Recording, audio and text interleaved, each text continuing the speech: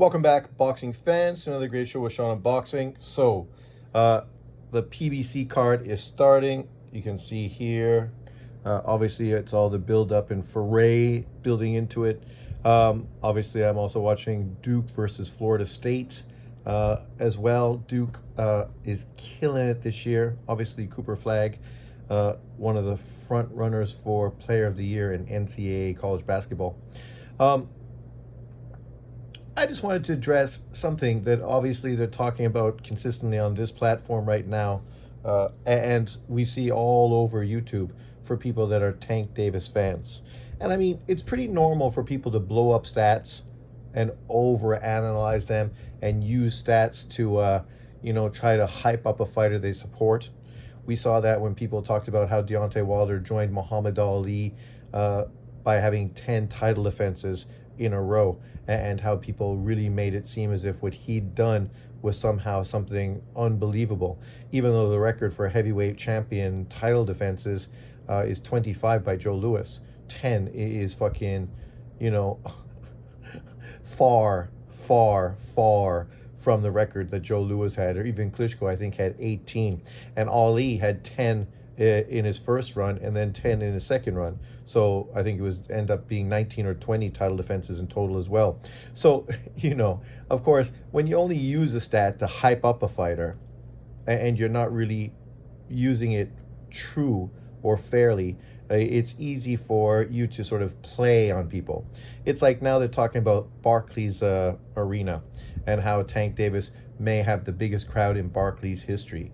And they make that into some big, really career-defining statement. But Barclays is a new facility, right? The New Jersey Nets moved to New York not that long ago and moved to the new Barclays Center. Before that, they were playing in some stadium in New Jersey, right? It wasn't that long ago when this new facility was built. So acting as if you having the highest gate in a new facility, that doesn't really impress anybody. It's not like you're talking about the old Madison Square Gardens or any venue that potentially is a large venue and can hold a lot of people. We know that basketball arenas in probably hold between 18 to 25,000 people probably, right? If this was like the Orange Dome in Syracuse, at that point, then you'd be like, what? This is the biggest crowd ever in the Orange Dome? That would be fucking mind-boggling that Tank Davis could put out that kind of crowd, especially against an opponent like Lamont Roach. But that's not what it is. I mean, I don't know how many people they fit in to Barclays during boxing events. Obviously, you could probably put more people in a boxing event than an NBA game. Obviously, the ring is much smaller than the NBA court. But let's be honest. We don't know how much of the seats are actually open. They said, they had more people than the Rolling Stones. The Rolling Stones, who started music in 1960, before I was born. I'm 57 years old. So literally about 60 years the Stones have been around. Right now, most people that listen to the Stones are probably dead. So, when you're talking about the Stones playing in Barclays in 2010 or 2015, I'm not sure when Barclays was first opened, that's probably not that impressive. But they use it because what they're trying to do is act like Tank Davis is doing something historic right now, right?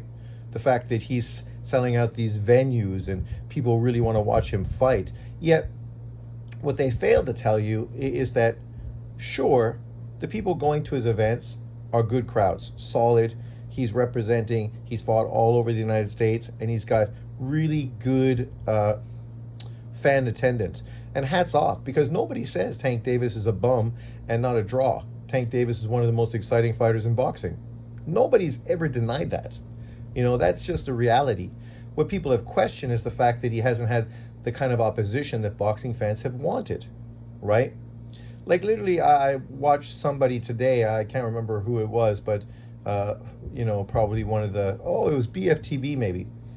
And even though I can't imagine it's him, because he's anti-tank for the sense of selling money for pro-tank guys.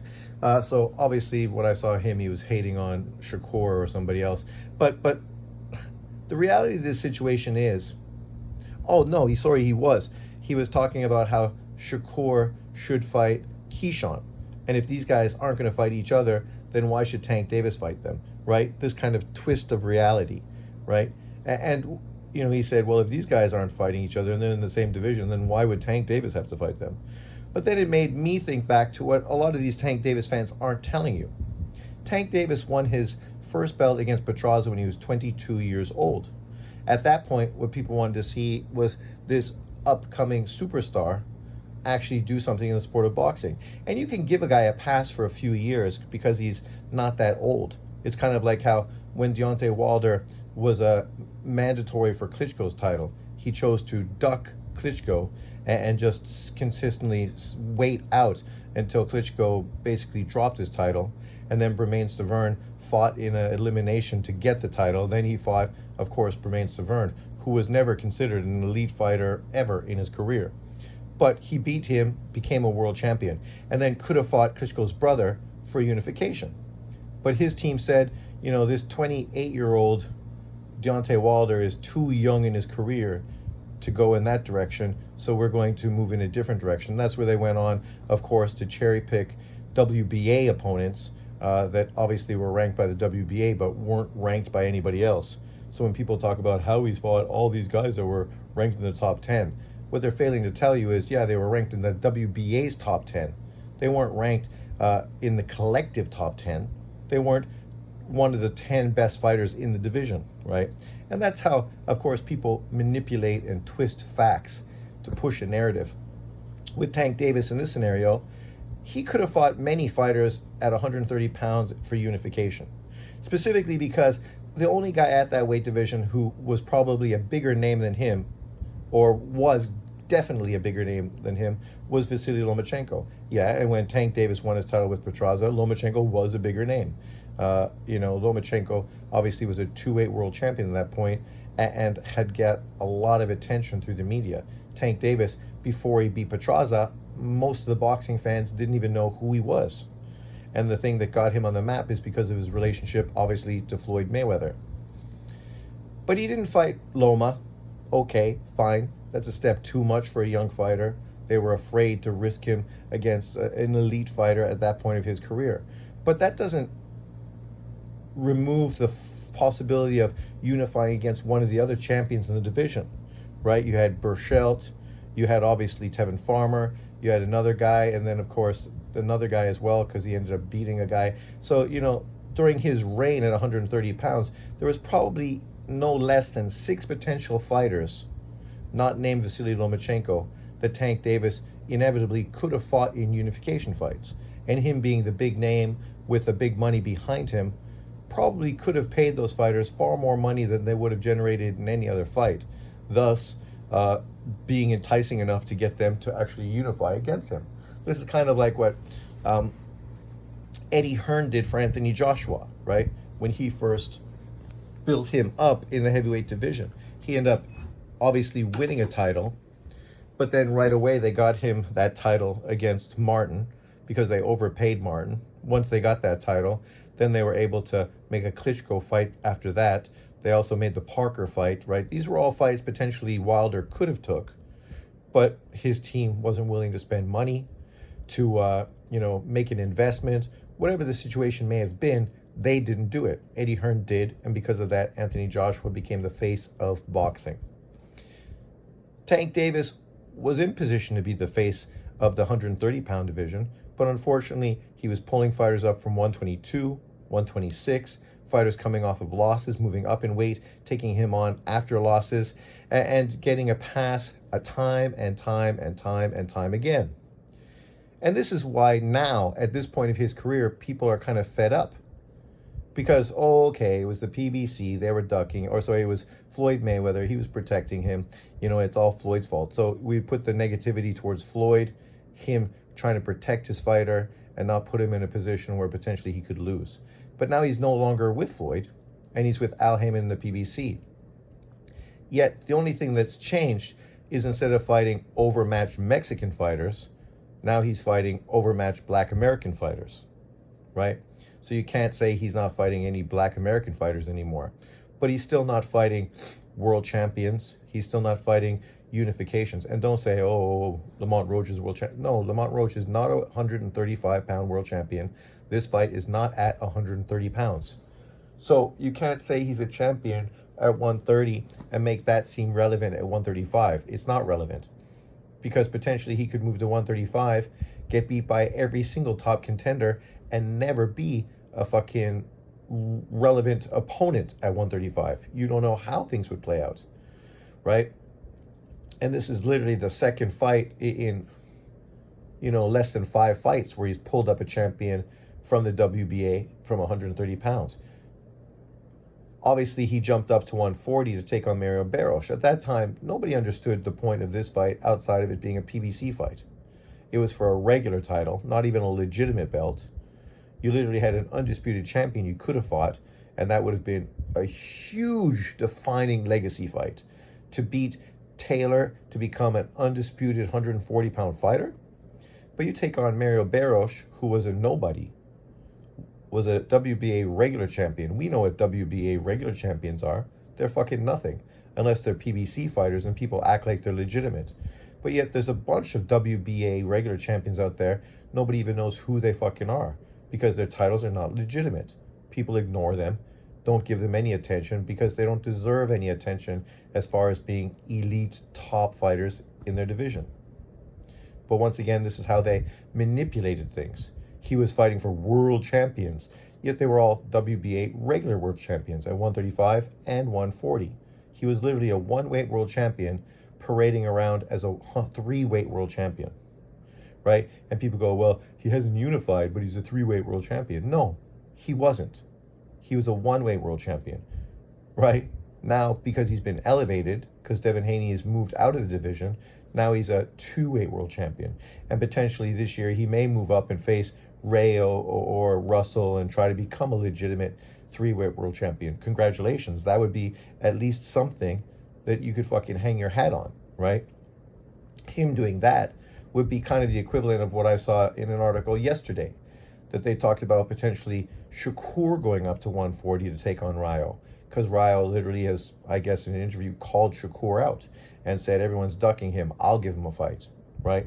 And if Shakur went up to fight Rayo at 140, that would be fucking a legacy fight for Shakur, just like it'd be a legacy fight for Tank.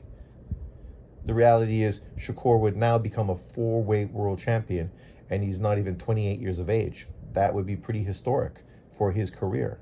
Tank Davis at 30 years old to go up and beat Rayo or Russell to become a three-weight world champion. At least now he would fucking be doing something that moves the needle, right?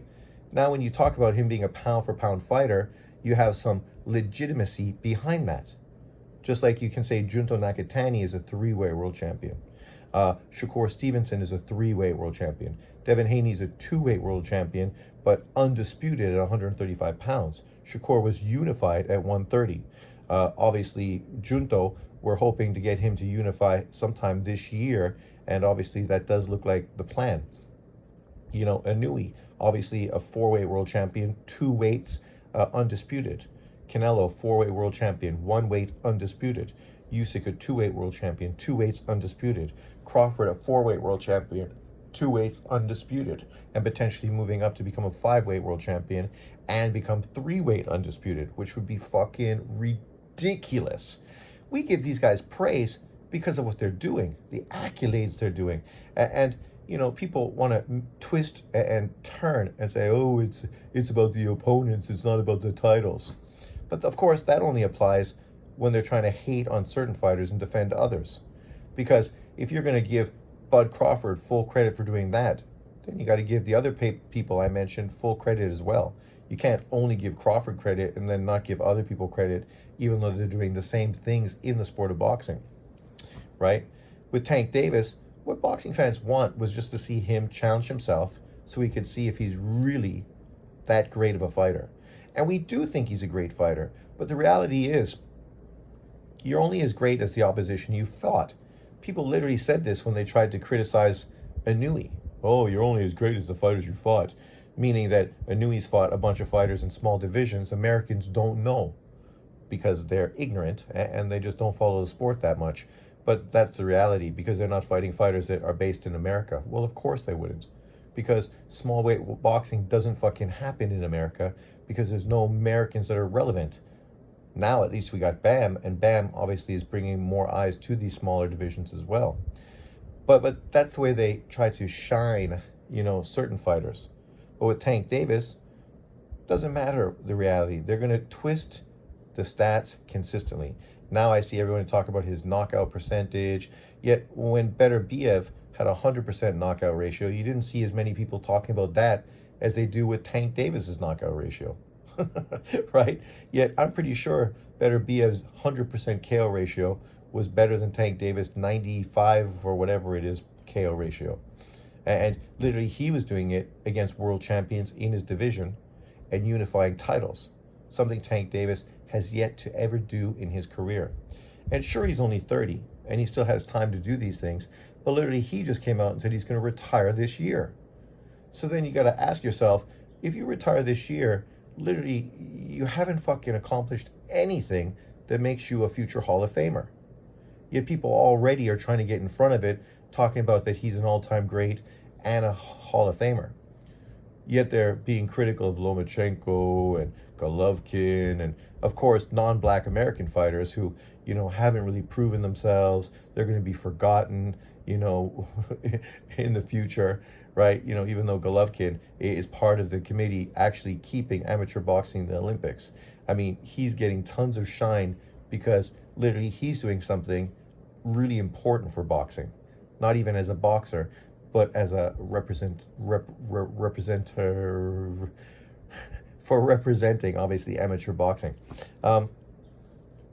So he's keeping himself relevant and doing it to benefit the sport of boxing, not to take away or be detrimental to the sport of boxing, right? It's kind of like these NBA players, like Durant saying the All-Star game should be canceled. Like, only fucking today's athletes would want something that's historic to be canceled because they just can't fucking be bothered to go fucking play and entertain fans, right? These people literally don't care about fans. They all want to get paid shitloads of cash, but they don't want to fucking earn it, and they don't want to fucking give back to the people who have made this possible for them, which is you and me, the boxing fans, right? And unfortunately, there's so many casual fans out there and so many narrative-driven fucking channels perpetuating the same myth consistently. It just is what it is. I have no doubt today Tank Davis is going to knock out Lamont Roach. It's not even a question. If I gambled, I wouldn't gamble on it because there's no money to be made. But, it's an easy fucking pick in this prediction league. But let me know what you think about this whole situation. Should we be impressed that Tank Davis is selling so many people in this stadium, which is a new stadium that doesn't even have a history behind it or a legacy?